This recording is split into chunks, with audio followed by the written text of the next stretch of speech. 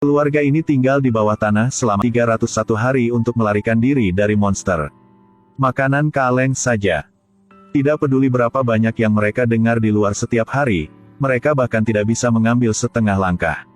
Karena monster di luar akan mencabik-cabik mereka.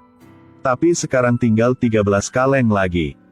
Sang ibu memutuskan untuk meninggalkan 13 kaleng ini untuk putrinya. Dan dia dan suaminya pergi mencari makanan. Tapi ketika seorang gadis membuka kalengnya, isinya kosong. Melihat lubang di dalam kotak, itu pasti dimakan tikus. Sang ibu segera memeriksa sisa kaleng. Hasil semua 12 kaleng kosong. Bagaimana sekarang? Mereka hanya bisa keluar sekali. Ini malam ini. Jadi ibu biarkan ayah istirahat dulu. Tapi setelah beberapa saat dia dibangunkan oleh putrinya. Ternyata mereka menemukan tikus kikuk itu. Sang ayah mengambil pisau, ingin membunuh tikus ini. Mereka sudah lama tidak makan daging. Sang ayah perlahan berjalan ke arah tikus. Anak perempuan dengan penuh semangat bertanya kepada ibunya. Apa yang dibuat daging tikus? Sang ayah menginjak daun dan mengejutkan tikus. Hanya menabrak kehampaan. Kemudian sesuaikan lagi sudut tabrakan. Tapi pisaunya tertancap di meja dan tidak bisa diangkat. Tikus berlari ke sarangnya. Sang ibu membanting satu pukulan. Membunuhnya. Pada saat ini, ibu dapat mencium bau terbakar. Itu karena tikus yang melarikan diri menumpahkan lampu minyak. Sang ayah ingin memadamkannya dengan tangannya, tetapi lampu itu padam. Tidak dapat digunakan. Dia menarik istri dan putrinya ke samping. Minyak dalam lampu membakar seluruh meja. Untungnya mereka memadamkan api tepat waktu. Tapi tidak bisa menghentikan asapnya naik. Ini akan menarik perhatian monster di tanah. Ayah pikir sekarang sudah gelap, asapnya akan hilang saat monster melihatnya. Sang ibu menemukan bahwa abu dari api telah menutupi ventilasi udara. Karena agar tidak terdeteksi, mereka memilih melakukannya sebelum monster menemukannya. Mereka akan keluar dan membersihkan abunya. Sebelum pergi, sang ibu menasihati putrinya. Tidak peduli apa yang terjadi di luar. Bahkan jika kita diserang oleh monster. Kalau begitu kamu pasti tidak bisa keluar. Sang ayah membuka kunci pintu dan keluar dari kamar bersama sang ibu. Anak itu sangat ingin membantu orang tuanya melakukan sesuatu. Jadi gunakan periskop untuk membantu orang tua mengamati situasi di sekitarnya. Dia akhirnya takut dengan tindakan pembersihan orang tuanya. Anak perempuan terus mengamati empat sisi. Dia melihat bayangan gelap di hutan di kejauhan. Gadis kecil itu takut monster itu datang, jadi dia berteriak keras dan memberitahu orang tuanya tentang situasi di luar. Mereka berdiri terlalu jauh sehingga mereka tidak bisa mendengar. Dia harus memberitahu mereka sebelum monster itu tiba. Jadi dia mengabaikan instruksi ibunya untuk membuka pintu. Tetapi ketika dia pergi, orang tuanya tidak terlihat.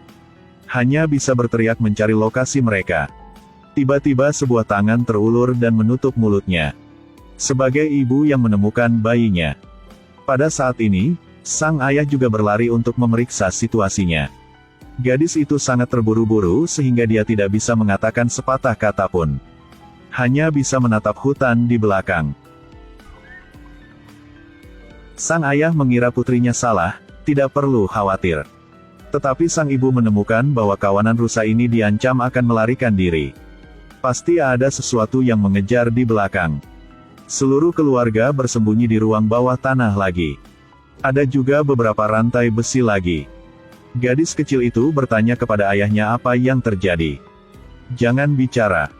Ini adalah hari ke-301 mereka di dunia tanpa sinar matahari. Di atas adalah monster pembunuh. Langkah kaki mereka semakin dekat dan dekat. Tapi mereka bersembunyi dengan sangat baik, meskipun mereka tidak terdeteksi.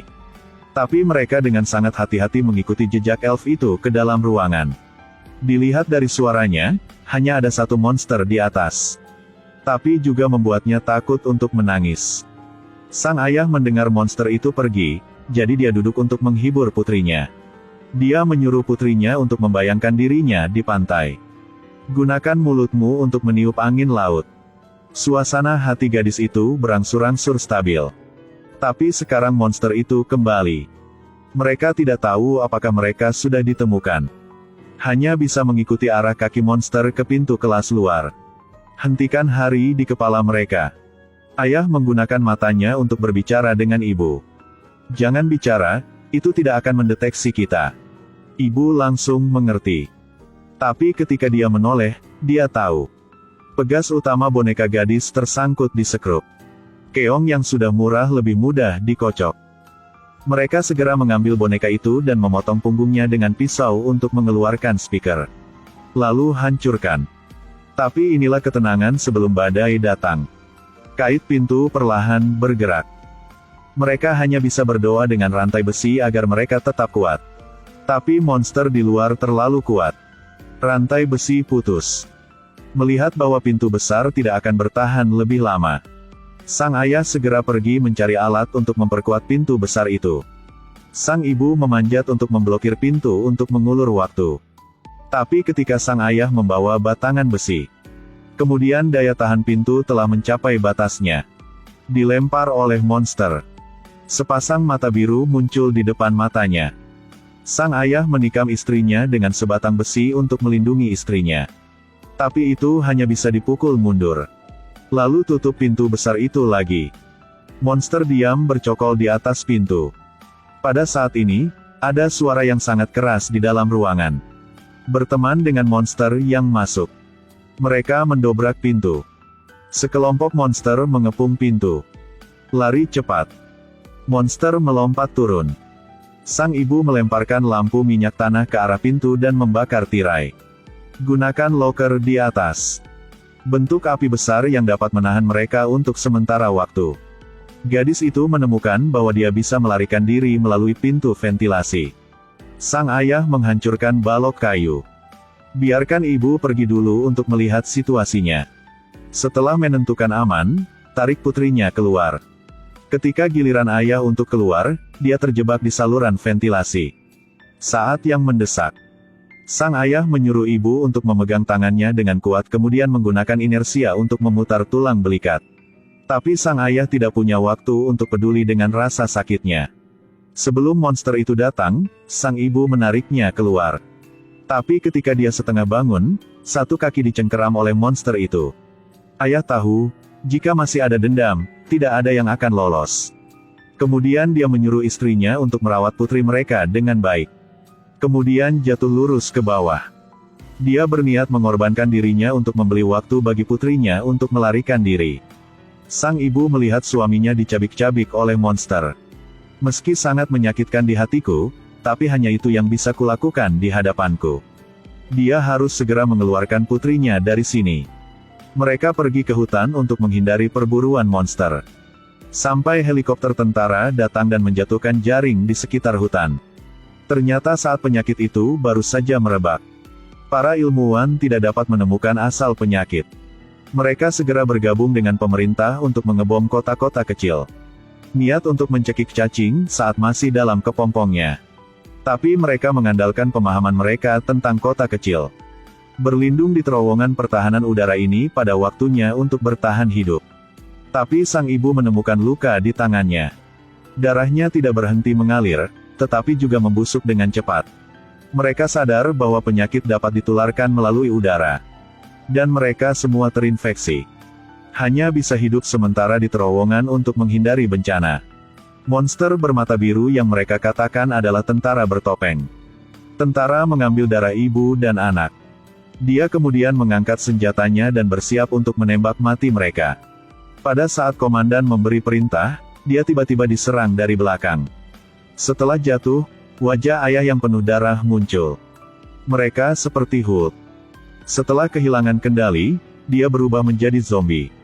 Kekuatan dan kecepatan keduanya beberapa kali lebih tinggi dari orang normal. Suatu kali dia membunuh 4 tentara. Tapi sulit untuk mengalahkan mereka sendirian.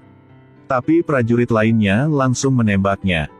Pembuluh darah di wajah ayah berangsur-angsur menghilang. Melihat suami jatuh di depan. Putrinya juga akan dieksekusi. Sang ibu tidak bisa menahan emosinya lagi dan membawa putrinya untuk melarikan diri. Dia memikat para prajurit ke tempat parkir yang ditinggalkan. Manfaatkan medan untuk menerbangkannya satu persatu. Tapi seorang tentara di kejauhan menembak dan menembak jatuh sang ibu. Ketika dia hendak menyelesaikan ibu, putrinya muncul di atap. Sambil bersiap untuk membunuh prajurit itu, sang ibu berteriak untuk menghentikan gadis kecil itu. Sang ibu tidak ingin melihat putrinya berubah menjadi mesin pembunuh.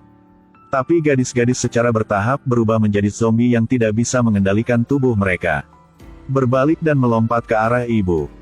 Sang ibu hanya bisa meneriakkan nama putrinya. Kamu bisa melakukan itu. Anda bisa melakukannya, Zozo. Anda bisa berhenti. Zozo, itu benar. Kembalilah ke ibu Zo. Melihat seorang gadis mencoba mengendalikan dirinya sendiri. Sang ibu tahu bahwa putrinya bukan lagi gadis kecil yang bersembunyi di bawah tempat tidur saat itu. Kemudian mereka saling berpelukan erat. Pada saat ini, helikopter muncul di langit lagi. Mereka memulai perjalanan pelarian mereka lagi. Mereka bersembunyi di bawah terowongan. Di tengah jalan, mereka mendengar nama seorang gadis. Tanpa diduga, itu adalah anak laki-laki di sebelah. Anak laki-laki itu menemukan mantel yang hilang dari gadis itu saat melarikan diri. Kemudian bawa mereka ke pintu saluran pembuangan. Ternyata selama pertempuran pengeboman sebelumnya, kalian berhasil bersembunyi di bawah selokan. Setelah mengetahui mereka terinfeksi, mereka hanya tinggal di sana. Tapi saat ini orang tidak peduli siapa yang terinfeksi atau tidak. Karena hanya memiliki kekasih biasa di samping mereka sudah cukup bagi mereka untuk terus hidup.